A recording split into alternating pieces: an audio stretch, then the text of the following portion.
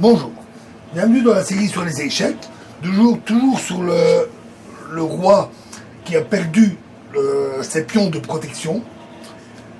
Ici une partie de Pac-Man contre Jovcik qui s'est joué à Titovo Usis en 1966 avec très haut blanc. Ici aussi comme dans le cas précédent, les noirs ont affaibli le roc en avançant les pions et cela a permis aux blancs de lancer une attaque très tranchante. En effet, les pièces blanches sont bien situées et un véritable boulevard s'offre à eux. Donc ils jouaient cavalier prend B5.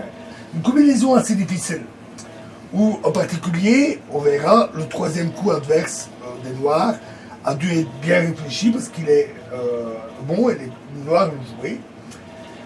Et les blancs ont aussi passé ont aussi choisi une variante trop compliquée, alors qu'il en existait une plus simple. Ça peut arriver. On va voir ça. Donc, fou prend B5, tour A8, échec, roi B7, tour prend D8, fou A4, et ça, c'est le bon coup. Ligne, dame et tour, bien entendu. B3, à nouveau un très bon coup. C prend B3. Cavalier.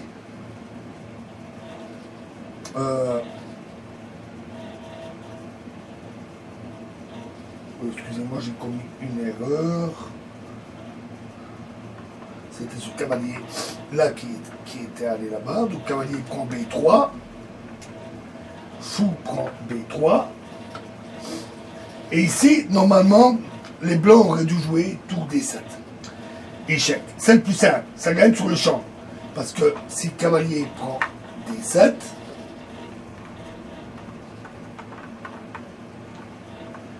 alors dame C8, échec, roi A7, dame A8, échec et mat.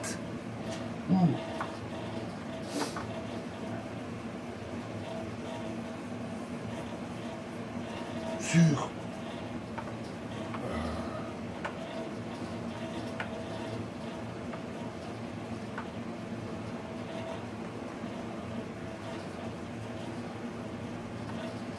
roi A6, roi C6, pardon. À ce moment-là, dame D2, etc.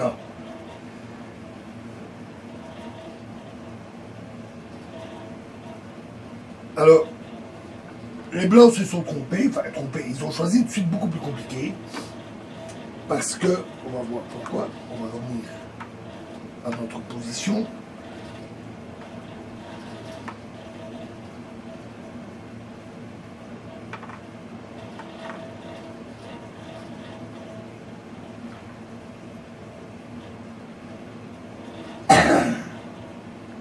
Donc après, cavalier prend B5, fou prend B5,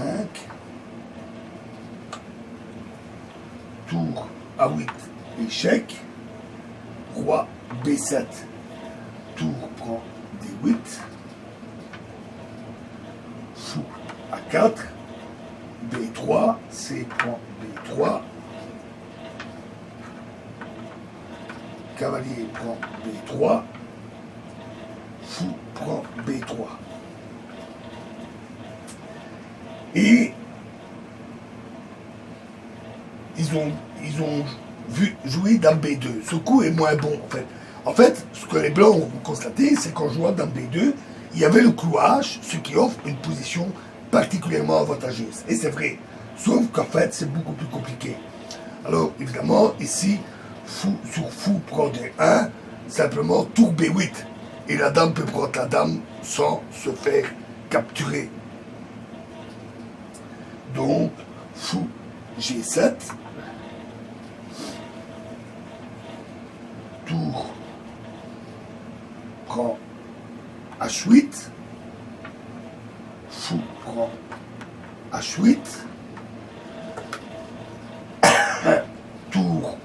B1, Dame B4, Dame C1, très bon coup.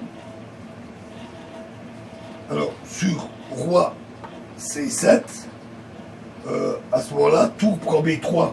Et après, Dame prend B3, Dame prend C5, échec. Et les noirs perdent le fou. Donc, perdent le fou parce que Roi D7 échoue sur fou B5, échec. Et après, Roi A7. Alors, Dame prend A6 parce que Dame prend E4 n'est pas possible à cause de tour A1, échec. Donc, cavalier A4. Dame C4, un coup très fort. Fou prend C4. Tour prend B4, échec. Cavalier B6. Fou prend C4. Et là, les blancs ont déjà, d'ores et déjà, gagné la qualité. Roi C7. Fou B5.